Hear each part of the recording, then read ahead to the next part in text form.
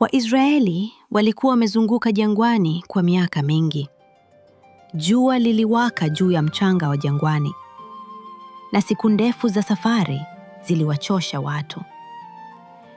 Lakini katika yote, wingu la Mungu mchana na moto usiku uliendelea kuwaongoza. Popote wingu lilipokaa, watu walipumzika. Popote lilipoondoka, walifunga safari. Lakini mara nyingine tena, watu walikabiliwa na changamoto kubwa. Hakukuwa na maji. Visima vilikuwa vimekauka, na mito ilikuwa imekauka. Hamu ya maji ilikamata kambi. Mama waliwatazama watoto wao kwa wasiwasi. Wachungaji walitazama mifugo yao ikiishiwa nguvu. Haraka malalamiko yalianza kusikika. Kwa nini tuliacha Misri? Je, ni ili tufe jangwani? Hakuna nafaka, hakuna tini, hakuna mizabibu, na sasa hakuna maji.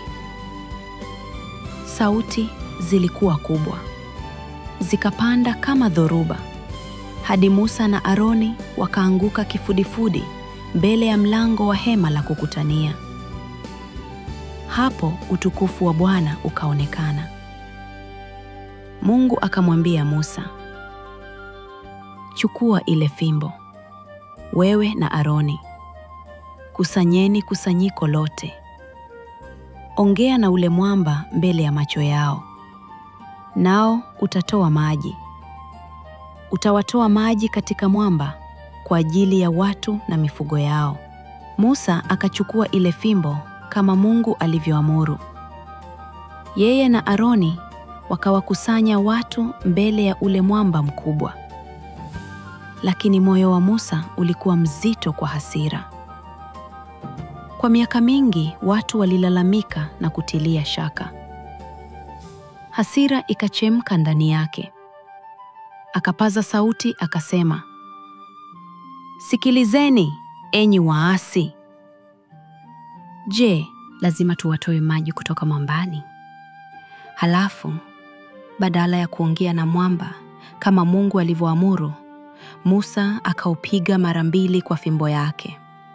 Maji yakatoka kwa wingi, yakajaza vyombo na mabirika, mpaka watu na wanyama wakanywa vyao. Watu wakashangilia.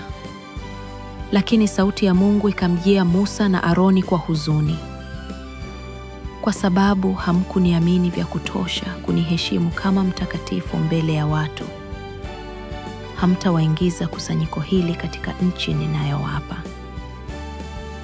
Musa akainamisha kichwa chake. Ingawa maji yalitoka, kutokutii kwake kulileta adhabu kubwa.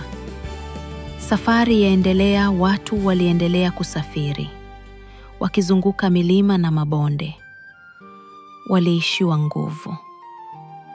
Na mara nyingine tena sauti zao zikapanda kwa malalamiko. Kwa nini mmetutoa Misri ili tufe jangwani? Hakuna mkate, hakuna maji. Tunachukia manna hii duni. Malalamiko yao hayakuwa dhidi ya Musa tu, bali dhidi ya Mungu mwenyewe. Kwa hiyo Bwana akaruhusu nyoka wenye sumu kuingia kati yao. Nyoka wakatambaa kambini, wakawauma watu, na wengi wakaugua na kufa.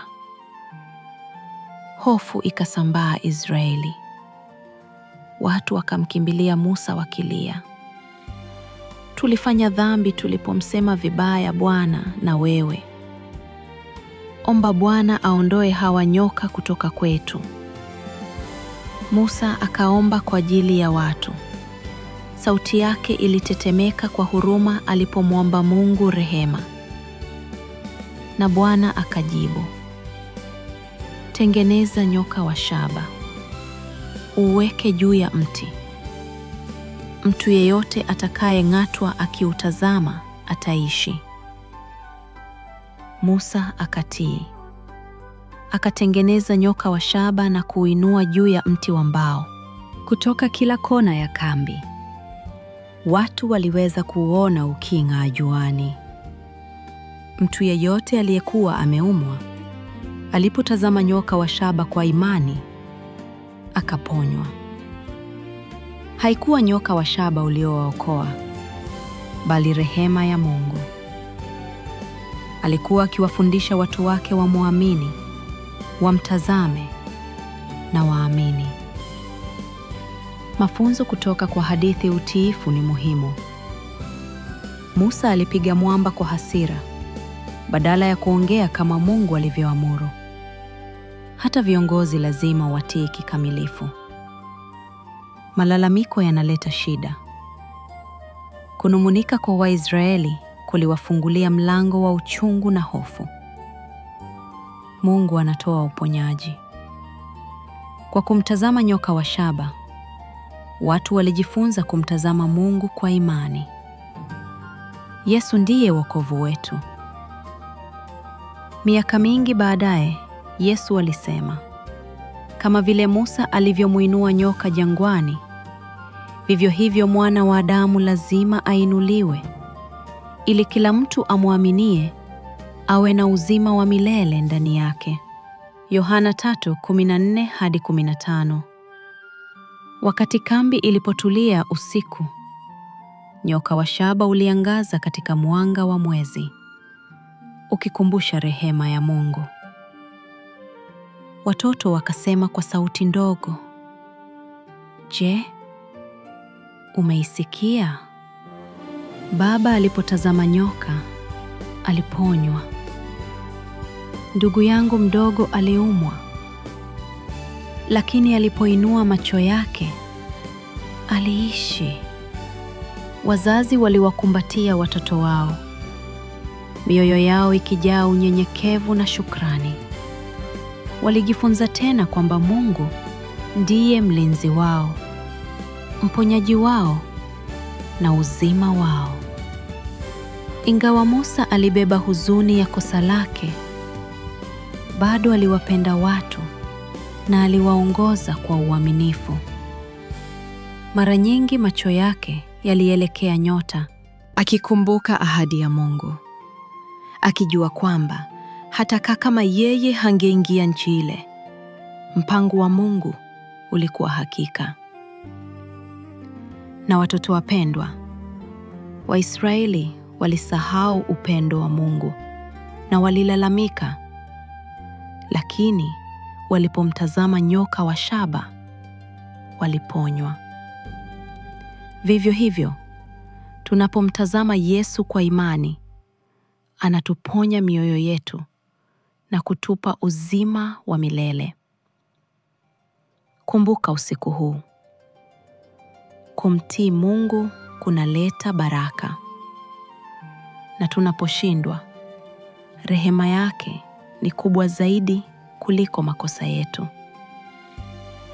Sasa, fumba macho yako na pumzika.